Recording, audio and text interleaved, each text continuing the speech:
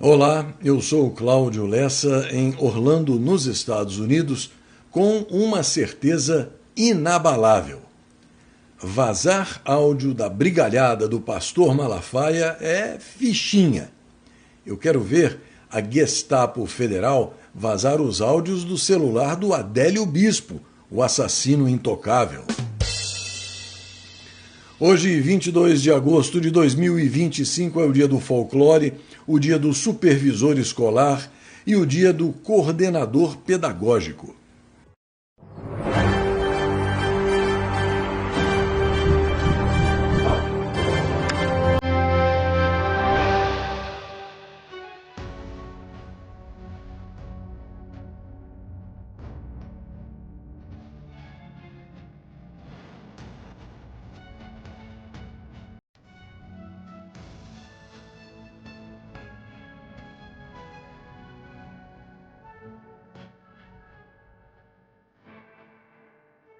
Os indicadores financeiros mostram leve subida do dólar, recuo do euro, bolsa de valores e Bitcoin em retração, IPCA e Selic na mesma e baixa do grama do ouro.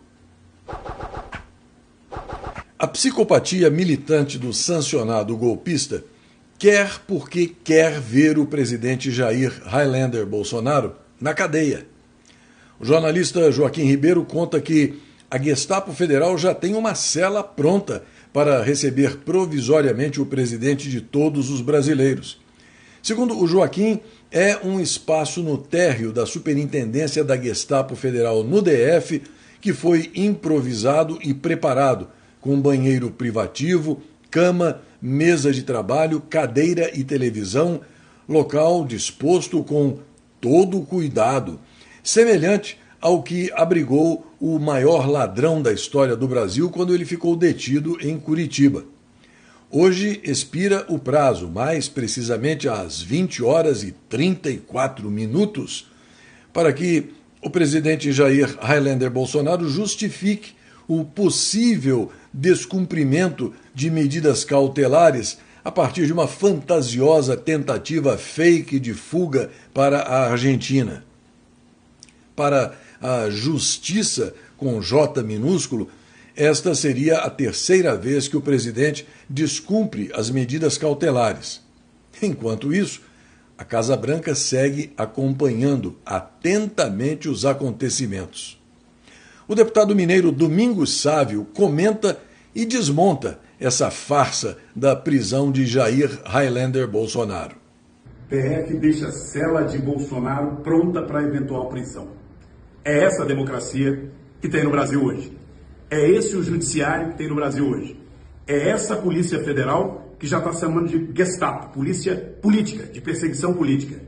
Alguém está sendo processado e a cela já está pronta.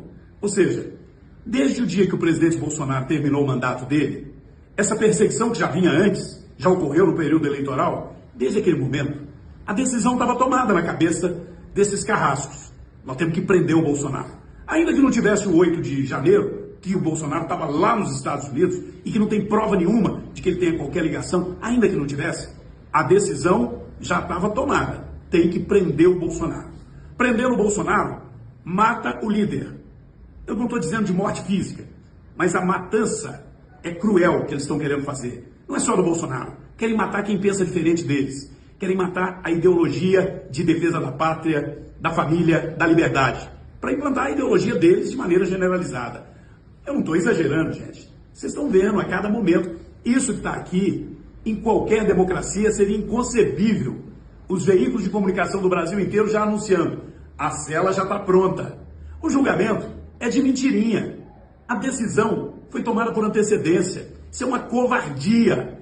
Reage, Brasil. Nós temos que ir para a rua. O 7 de setembro tem que ser com o povo na rua. Não existe independência, não existe comemorar o dia da independência sem liberdade.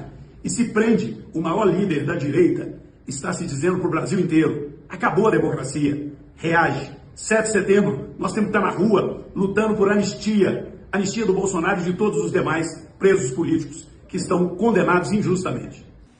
Na Gazeta Brasil, a informação de que a Embaixada dos Estados Unidos em Brasília reagiu à imbecilidade grunhida pelo psicopata golpista a respeito de possíveis sanções a bancos brasileiros que cumprirem as determinações norte-americanas relacionadas às sanções da Lei Global Magnitsky.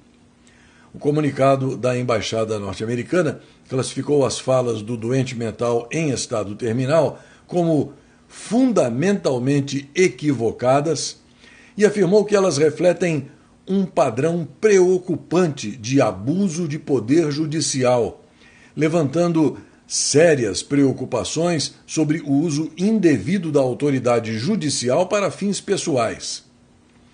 A embaixada questionou ainda: os líderes eleitos do Brasil agirão de forma decisiva para se opor a essa situação? E, por falar nesse pobre diabo, parece que a alegria dele durou pouco. Na revista Oeste, a notícia de que, na tentativa de driblar as sanções impostas pelo governo dos Estados Unidos, surgiu um novo obstáculo, aparentemente insuperável. Trata-se da própria bandeira Elo, que é 100% brasileira. Embora a ideia de trocar os cartões Visa ou Mastercard, agora bloqueados para o psicopata golpista, por um produto nacional ainda circule em Brasília, o regulamento da Elo inviabiliza a alternativa. A emissora CNN Brasil divulgou hoje as informações de que o contrato da empresa estabelece que nenhum banco ou instituição participante pode manter vínculo com clientes atingidos por sanções internacionais. Como se sabe, a inteligência do psicopata golpista sancionado é bastante limitada, né? Será que ele já sabe o que significa a palavra pária, que define perfeitamente a condição dele? Há poucos dias, o deputado Eduardo Bolsonaro, que se encontra aqui nos Estados Unidos, sugeriu que o meliante Davi Narcolumbre e o homúnculo Guaxinim Paraibano, dois cúmplices assumidos do psicopata golpista, poderiam sofrer sanções do governo norte-americano por não colocarem em pauta projetos de anistia e pedidos de impeachment do doente mental sancionado. O corrupto moleque da família do crime Mota ficou enfesado e reagiu batendo o pezinho, dizendo, segundo a Gazeta Brasil, não funcionar sob ameaça. Curioso, esse amarra-cachorro do psicopata golpista se elegeu presidente da Câmara prometendo pautar anistia e diversos outros projetos, mas depois de um jantar na casa do doente mental, ele saiu de lá pianinho e se recusa a fazer qualquer coisa que desagrade o seu chefinho descapilarizado. Ou seja, ele funcionou e funciona sob ameaça sim, mas como é muito burrinho, não tem dimensão da encrenca em que se meteu, né? Que vergonha! Você conhece uma teoria política chamada Janela de Overton? Ela foi criada por Joseph Overton, do Centro Mackinac de Política Pública em Michigan. Muito provavelmente, o assunto esteve o tempo todo fora do seu radar. Mas não se iluda. Você foi o alvo e esteve enfiado nele até a medula. A Franciele Otto, especialista em comportamento e inteligência emocional, explica. Confira e se surpreenda. Você aí já se perguntou como ideias absurdas se tornam norma na sociedade? Pois é, existe um nome para isso, Janela de Overton. Janela de Overton é uma ferramenta da engenharia social, que é o conjunto de estratégias usadas para manipular o comportamento das massas sem que as pessoas percebam. É uma forma de controle invisível, de reprogramação cultural. Esse método aí funciona em 5 etapas. Primeiro, o impensável se torna pensável. Joga uma ideia bizarra numa piada, num meme, num filme, só para plantar a sementinha. Segundo, o pensável se torna discutível.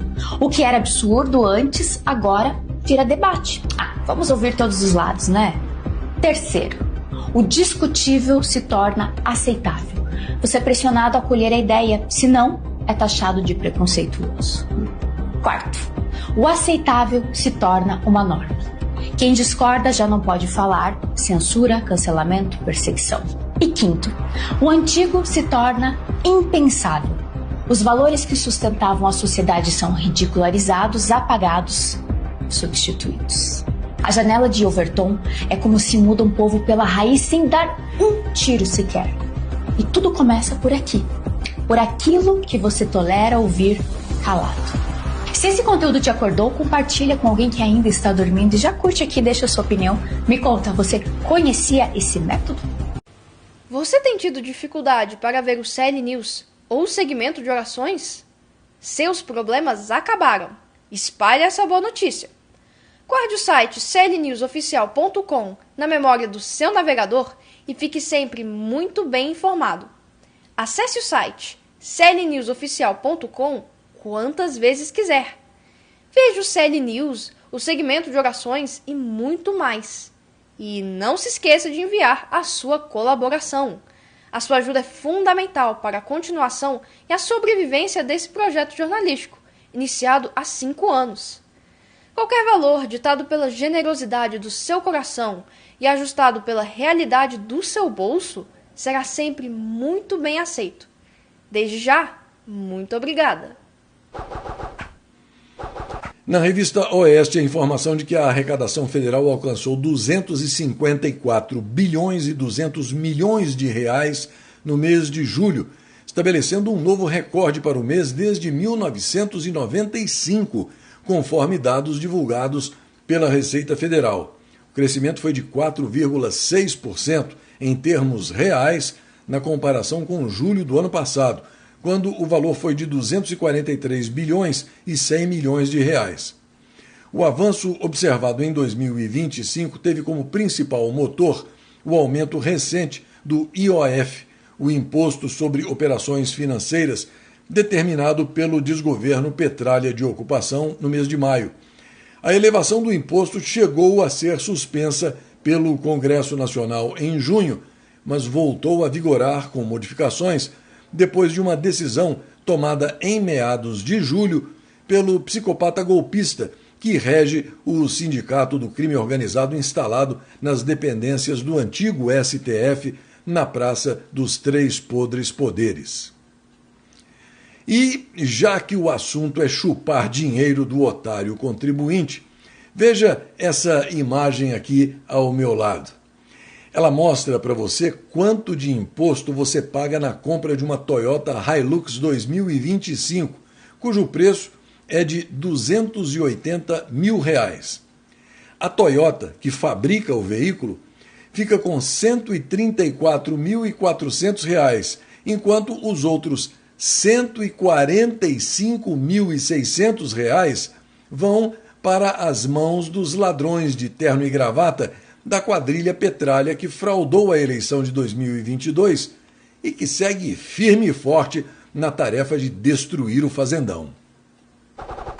O jornalista Joaquim Ribeiro informa que um representante da FEBRABAN, a Federação Brasileira de Bancos, fez contato hoje com Scott Bessent, secretário do Tesouro dos Estados Unidos, para informar a ele de que os bancos brasileiros cumprirão as restrições que devem ser aplicadas aos sancionados pela Lei Magnitsky. No entanto, ele solicitou o apoio do governo norte-americano em relação a possíveis penalidades que possam recair sobre as instituições financeiras por descumprirem as ordens do judiciário brasileiro.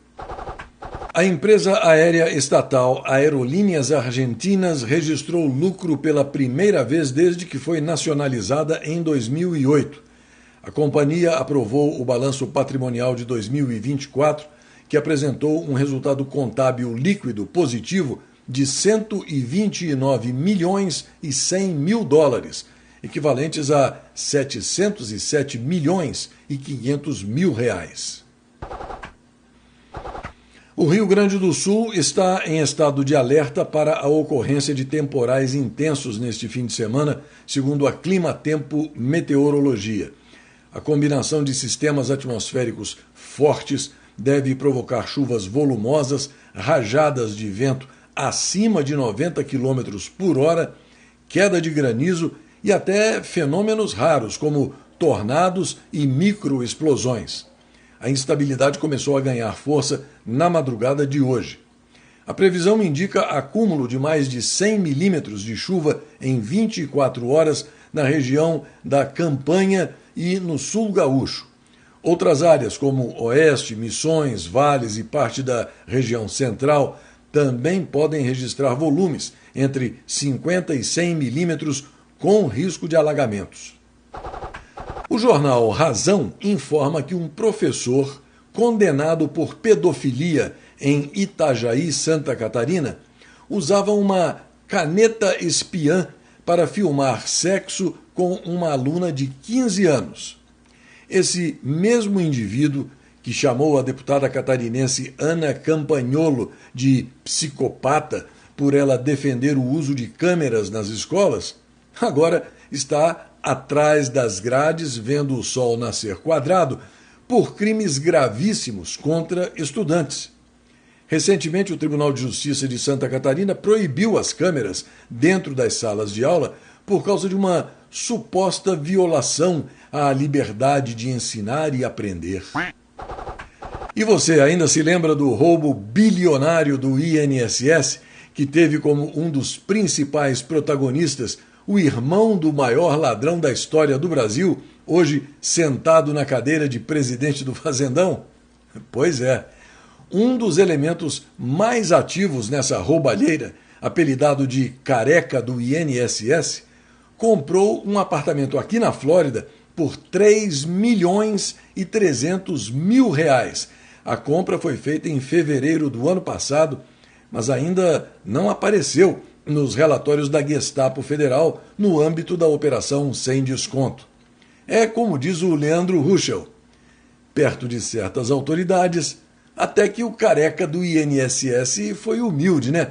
Só R$3,3 milhões. A Gazeta Brasil informa que agentes do FBI realizaram na manhã de hoje uma busca na casa de John Bolton, um traíra de carteirinha que atuou como conselheiro de segurança nacional no primeiro mandato do presidente Donald Trump. A operação ocorreu por volta das 7 horas na residência de Bolton, em Bethesda, Maryland, como parte de uma investigação de alto nível relacionada à segurança nacional. A ação foi ordenada pelo diretor do FBI, Kash Patel, e também incluiu uma busca no escritório de John Bolton. A investigação, que supostamente envolve o manuseio de documentos confidenciais, foi iniciada anos atrás, mas teria sido interrompida pelo governo esquerdoide de Sleepy Joe Biden por razões políticas, segundo uma fonte ligada ao governo Trump, ouvida pelo jornal The New York Post. De acordo com essa mesma fonte, John Bolton não foi preso nem acusado de nenhum crime até amanhã de hoje. Na revista Oeste, a informação de que o presidente da Rússia, Vladimir Putin, apresentou novas condições para assinar um acordo de paz com Kiev. Segundo a agência Reuters, Moscou exige a incorporação de toda a região do Donbass, no leste da Ucrânia, além de garantias formais de que o país vizinho não entrará na organização do Tratado do Atlântico Norte e que nem receberá tropas ocidentais no território ucraniano. As demandas batem de frente com as declarações recentes do presidente norte-americano Donald Trump, que afirmou ter avançado nos entendimentos com Putin durante um encontro no Alasca na semana passada. Trump disse na ocasião que a Ucrânia manteria muito território e que tropas europeias poderiam atuar como força de paz no pós-guerra. O chanceler russo acusou a Ucrânia de minar as negociações entre Donald Trump e Vladimir Putin.